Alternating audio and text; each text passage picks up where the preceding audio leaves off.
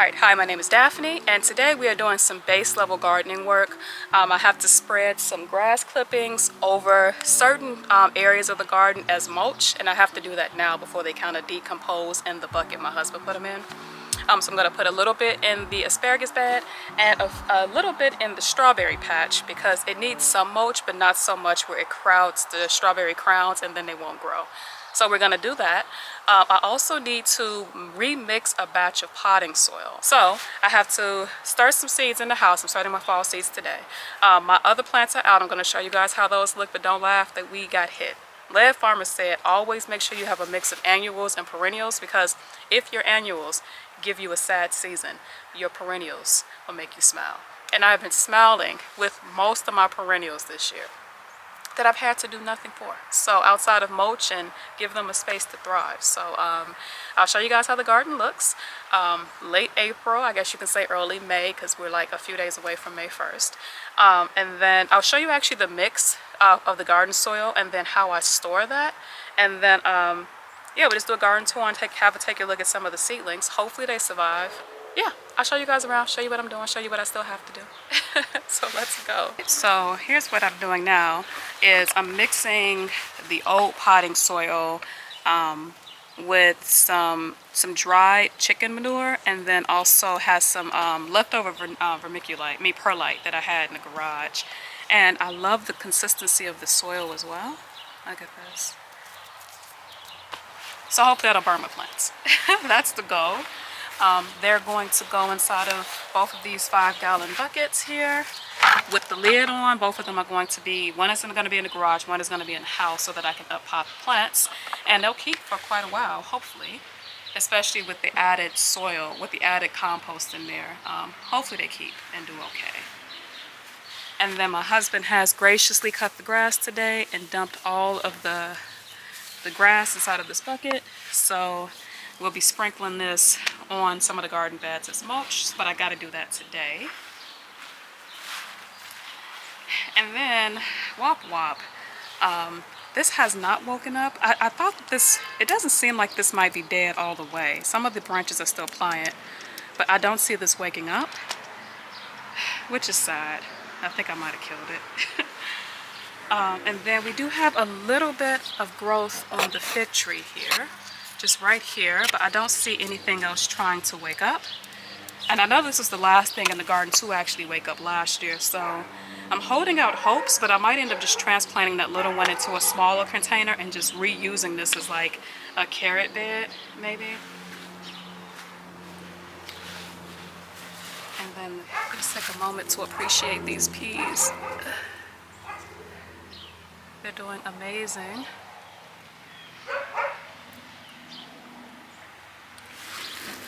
And they're so healthy. And these are the ones that are like purple potted, so they're going to be beautiful.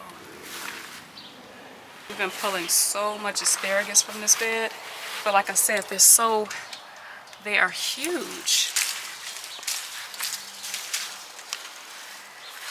We've been pulling so much asparagus from this bed, but they are absolutely huge. I mean, these were fine, but like this mammoth one right here was just inedible. And I know that this one's going to be inedible too.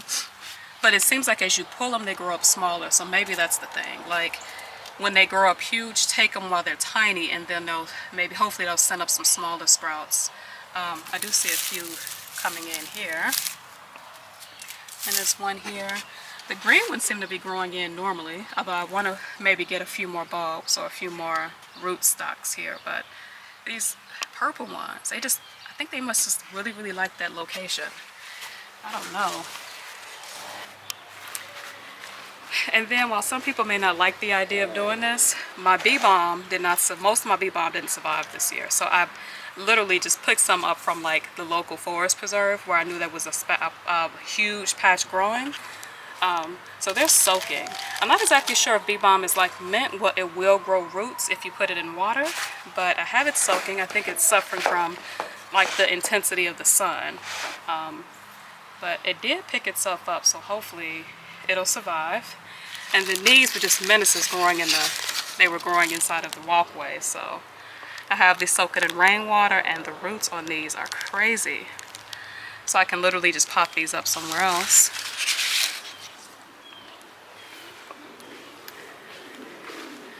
And then the elderberry menace here. I mean, look at this. It is literally growing around the paver, so I'm gonna have to do something with that. Just cut it back because I don't need that much elderberry, and I want to be able to gain access to this area, so I'm going to probably take out a bunch of it that's actually on the ground, and then maybe strip the stem for about maybe like 2 feet up, just to be able to get to it, because these are going to spread all the way out, and I'm not going to be able to gain access to the flowers. And then the blackberry. Oh, look at this. There's new stems coming up right there. All of these little blackberry shoots all over the place. I mean, this is purslane here, but with all of this mulch, look at that mycelium. If I just literally just put that in the bucket, the fertilizer, it'd be amazing. We have all of this new blackberry shoots coming up, along with the elderberry here, of course.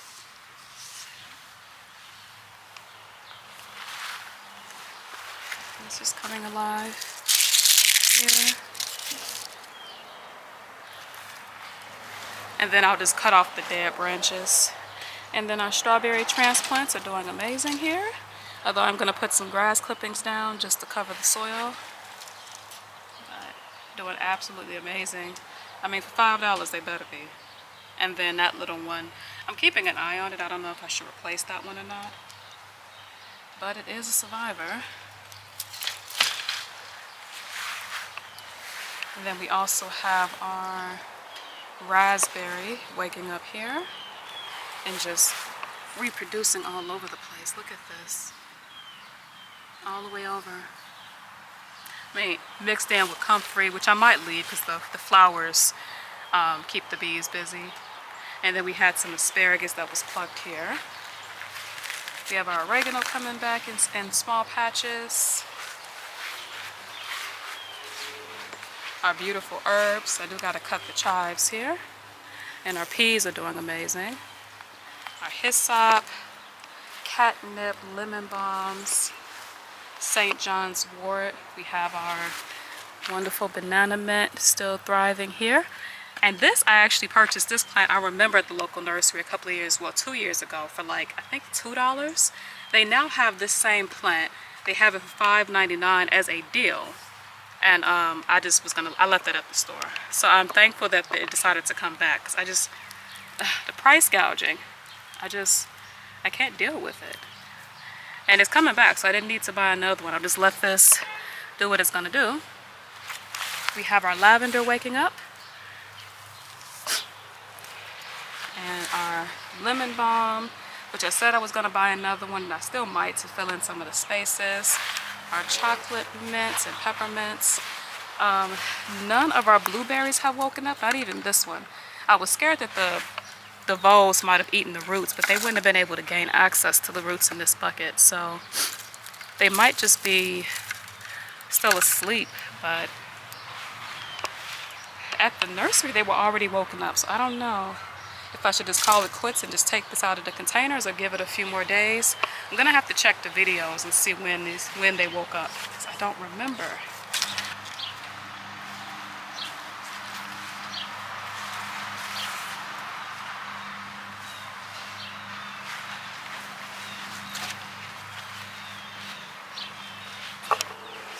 So I did remove the cups from the Merlot. We do still have our leeks going strong in here. Our tatsoi is getting a little eaten up. If they make it, they make it. If not, oh well. I don't put that much effort into it any longer.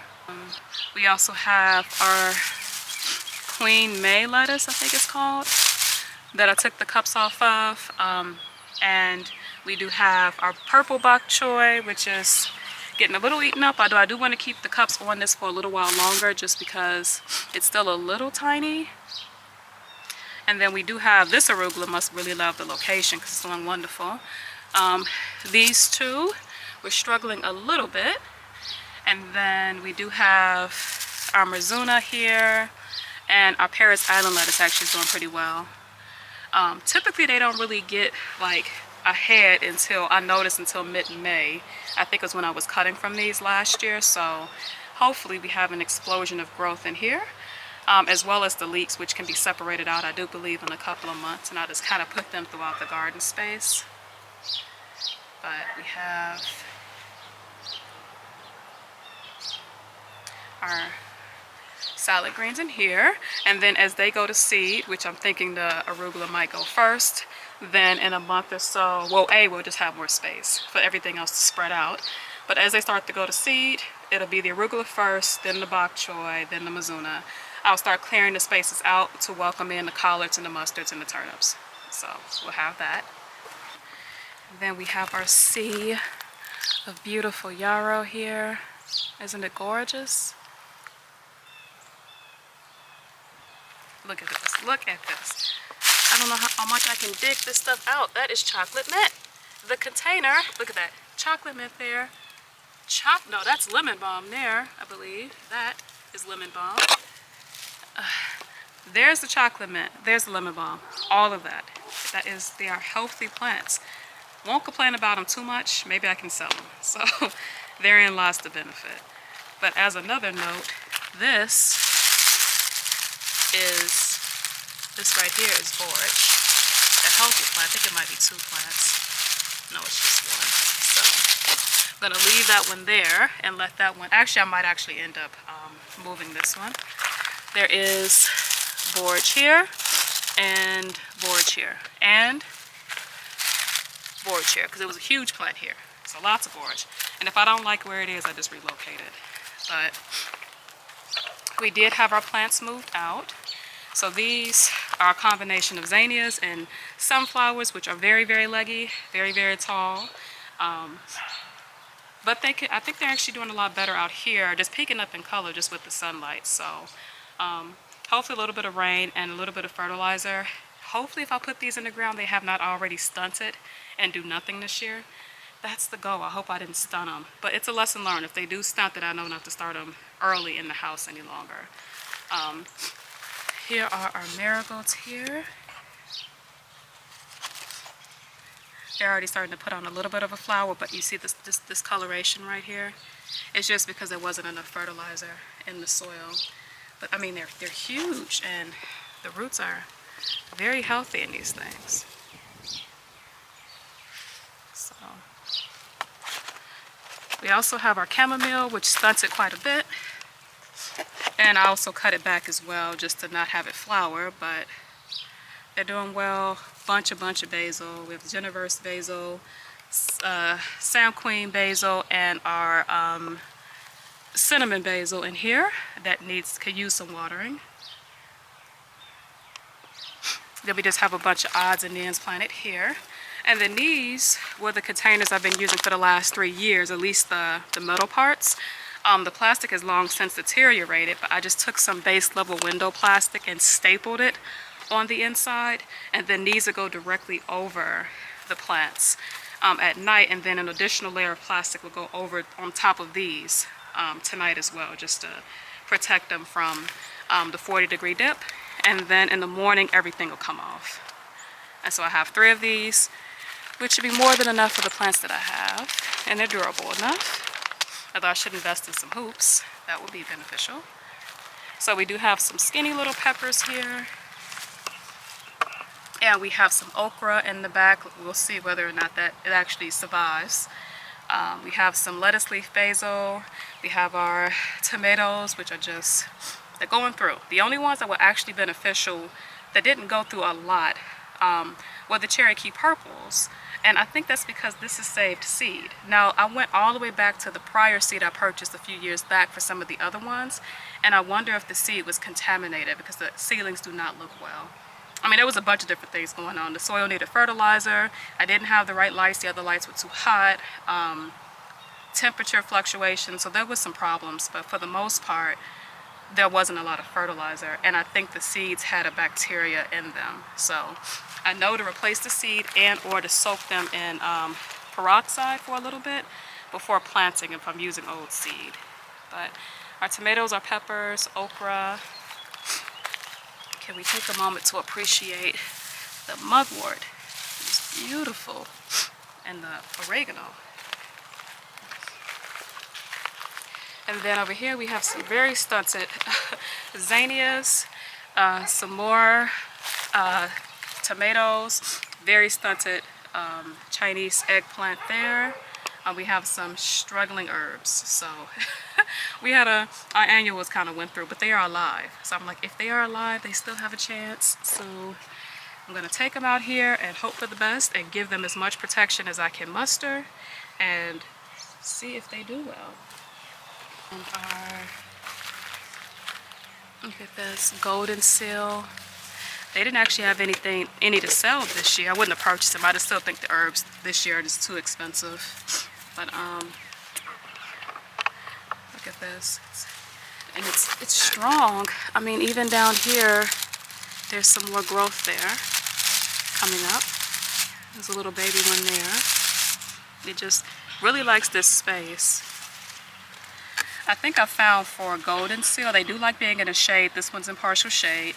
This bed doesn't truly ever dry out a lot, being in the shade.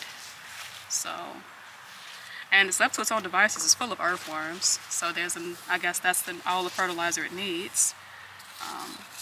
Beautiful plant. I feel like I've seen this out in nature before. I try to, like, when I'm on my nature walks, I try to identify certain plants. It reminds me a little bit of Mayflower.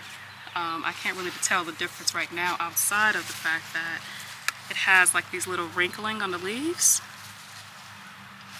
But I feel like I've seen this plant in the forest. And if I have, I know it's on an endangered species list for North America, but I might still dig that up because why not? That and bindweed is always a problem. The stinging nettle is just absolutely beautiful. I try not to get too close, but look at that. And no matter how much mulch I put down, we will always have comfrey coming up. And then this bed, I actually thought about making it a perennial bed, maybe putting some asparagus in this bed, but I definitely have to rebuild it because it's not going to last another season. Plywood there. Oh, look at this. I thought I had an asparagus around here somewhere.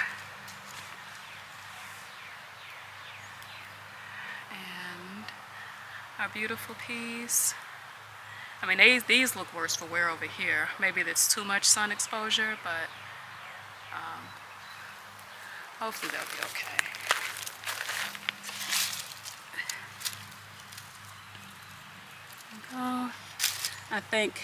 I don't think I started these too early, but I do think that I needed to support them when they were hardening off, and I didn't do that. But hopefully they get better soon. I think they might just be taking on too much sun. That might be it. And then the comfrey has its flowers coming in. It's always the first flowers of the year. It's beautiful. These little ones. And I do see some bee balm coming in. I mean, this one's very healthy, but I did this to myself. The bee balm would have grown back despite the vole activity in this bed. There's a little here. But the layers of leaves, I mean, now they're curling up, but I think they smuggled, I just think they suffocated the new growth. And so we do have patches of bee balm, which is great. And then I have the ones that I actually found at the forest preserve. So we'll kind of plant that out, and this will just be a bee balm bed. And I might actually, if this kale doesn't make it, I might actually put an eggplant here. So, and look at this. Raspberry. The struggle with this plant. Alright, thank you guys so much for watching. I hope your gardens are doing wonderful. I've seen a few of you guys' gardens and they are immaculate and amazing, and I'm hoping to get to your level one day. But I'm just thankful for the return of all things gardening and growing. And we've been picking so much asparagus, and can someone at least tell me why the purple asparagus just grows from the ground thick? Like, I tried cooking some of the thicker ones yesterday and they were not great. So I'm gonna have to figure out something to do. Like, is it maybe they just like that spot too much. Maybe I need to move them to a spot they don't like so much so that they can kind of shrink, because they were gnarly. So I gotta figure something out. But yeah, we've been picking asparagus, the pole bean, the peas have not died a slow horrible death, so that's been a wonderful thing, because I'm hoping that with the rain and with May, they'll sprout up and produce thick, healthy peas, and then I'm gonna start the pole beans in the house. Probably not today, but mid-May, so that by the time, because I don't want them huge, because I'm not going to be planting them for another month. So by the time the peas are actually producing, I do want to plant the pole beans, and then they can kind of produce in between, and that'll be the way it is. So we already have asparagus. The salad greens should be cool. With the rains coming in, they should be fine. We have the raspberries and the blackberries waking up. It's just a beautiful thing just to be out here and seeing everything kind of wake up. But in any case, thank you so much for watching, and you guys have a great day and enjoy the beautifulness of April and all of its many seasons.